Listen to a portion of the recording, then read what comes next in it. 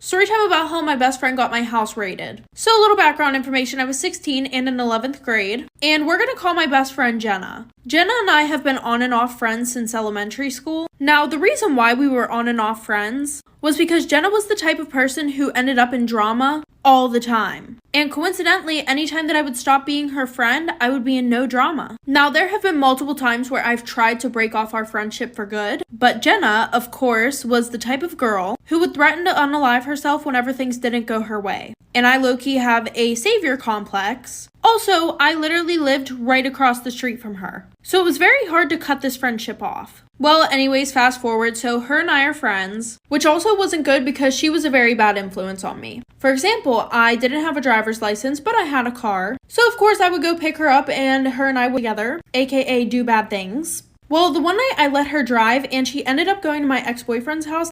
Part 2 about how my best friend got my house raided. So like I said, no license, but I had a car and I let her drive that night. And she went to my ex-boyfriend's house. Now, her and him used to be close whenever him and I were dating. And I didn't think anything of it until she called him and she kept telling him to come outside of his house so we could fight him.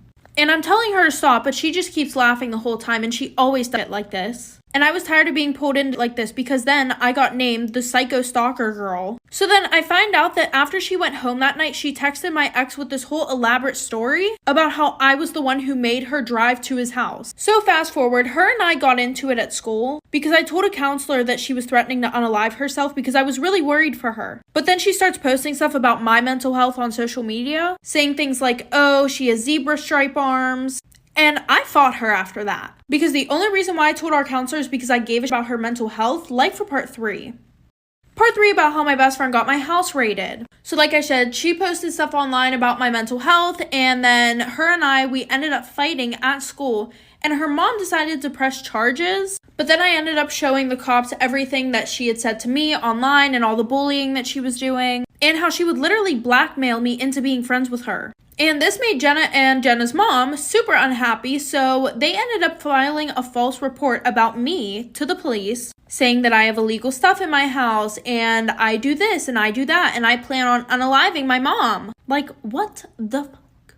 So in the middle of the night, my whole family and I are woken up by this loud banging on our front door. So my mom, hurry up, go open the door, and they're saying that they have a warrant, and come to find out, the only thing that they could find were a bunch of empty vapes, which my mom was not happy about. And yeah, my mom and I's relationship is super rocky sometimes, but I would never try to unalive her.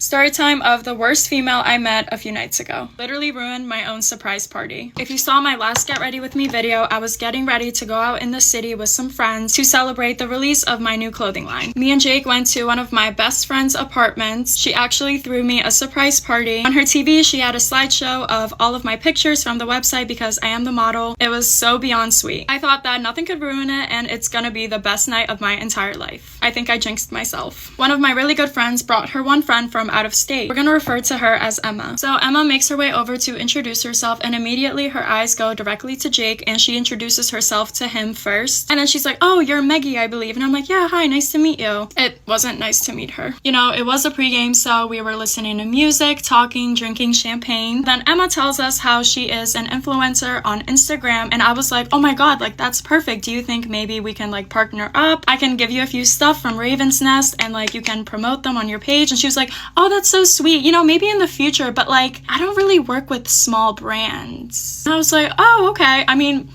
kind of hurtful, but like, okay. So, you know, I kind of just like shrugged it off. I noticed that when Emma talked, she made sure that she was the loudest in the room, and she kept talking over everyone, including me, especially me. So my friends are asking questions, and of course I'm talking about my clothing line. That's what this was about. And she goes, so like, did your parents do that for you? And I'm like, no, like I'm doing it with my sister. My sister was there. And I'm like, no, like this is me and my sister, you know, we did everything by ourselves. And everyone's like, ooh. And she's like, oh, that's so funny.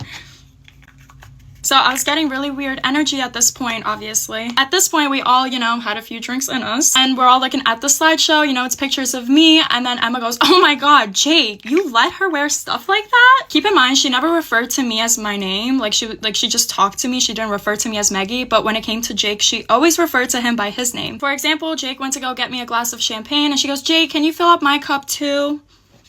But anyway, she was like, Jake, how do you let her wear stuff like that? And he was like, I think she looks beautiful in everything that she wears. I'm not her dad. And I was like, period, Jake. You hear that, Emma? That wasn't even the most offensive thing she said that night. I am running out of time. I hate to do this to you, but please go to part 2. Part 2 of the worst female I met a few nights ago. She asked Jake if he was okay with letting me wear stuff like that, and of course he was like, yeah, she looks beautiful, and she was like, I could just never wear slutty clothes like that. And then everyone at the pregame was like, girl, come on, like, they're not slutty, like, look at what everyone else is wearing. And she's like, no, I'm just kidding, I'm kidding, you look good. Everyone, let's make a toast. Emma wanted to make a toast. Out of everyone there, she knew me the least. She wanted to be the first person to initiate a toast. At this point, we were all honestly really drunk, including Miss Emma girl. I think she was definitely the drunkest there, 100%. The more she drank, the more like passive aggressive that she got. Do you guys know those types of people? So I could tell she was really drunk because when she got up to make the toast, she was literally like falling over. So she gets up and she's like, cheers to Maggie's clothing line. What's the name of it again? I forget what it's called. It doesn't matter. Anyway, cheers to slutty clothes. It was kind of like awkward chuckles. And we're like, yeah, cheers. That really rubbed me off the wrong way. So passive aggressive, so unnecessary. We're not even that close for you to just make those comments towards me. Especially when you were just claiming that it's really slutty, and if my boyfriend's okay with me wearing it. I'm like, all right, girl, like, that's so unnecessary. There's no reason to say stuff like that. My friends look at me and their faces, they look so bad for me. Like, I was upset, because how could I not be? So at the pregame / surprise party, there was food and drinks there, and we're like, we should probably eat something before we go out. At this point, I didn't even really want to go out. My whole vibe was ruined. We're eating pizza, and of course, Emma needs to say something. She goes, are you gonna throw that up afterwards? And I was like, excuse me? And she was like, oh, I'm just kidding, girl, I'm just kidding. You're just really, really skinny. Okay, if you are bringing up somebody's body image into something, you're automatically a horrible person. Like, keep that energy away from me and my surroundings. That's not when she got kicked out, though. At this point, she's very drunk and sloppy. She gets up, she says, before we go, I'm gonna make a final toast. She goes, hopefully your business does well. Judging by your clothes, I don't know how it's gonna go, girl. My jaw dropped along with everyone else. My sister runs over to her, grabs her champagne, and tells her to get out. She also said some other things I cannot repeat here on TikTok. At first, she refused to leave, but my sister didn't really give her the option. And my friend who brought her there felt so bad. She texted me the next day and told me that she cut her off and that was completely unacceptable, and she felt terrible. Anyway, we did end up going out that night, but we didn't stay out long. My energy was just completely off, and I wasn't in the mood anymore. Last night, an octopus tried to drown me. I was chilling on vacation with my family, and we decided to go scuba diving. I've dreamed of going scuba diving my entire life, so I was the first one to jump in that water. But when I jumped in the water, there was an octopus basically right where I jumped in, and he wrapped his tentacles around my leg. Mind you, I don't even like caviar, so the fact that this thing was grabbing me was disgusting. Luckily, the next person to jump in the water was the scuba diver instructor, and he realized that I was being drowned by the octopus. The scuba diver instructor whipped out his machete and started making caviar out of that octopus. It was just like slicing and dicing, and if you've ever tried to see someone swing a machete underwater, it's interesting. He was able to get the octopus off of me, and we swam to the top of the water. It was honestly terrifying, and I thought I was going to die. Probably never gonna go scuba diving again because of that.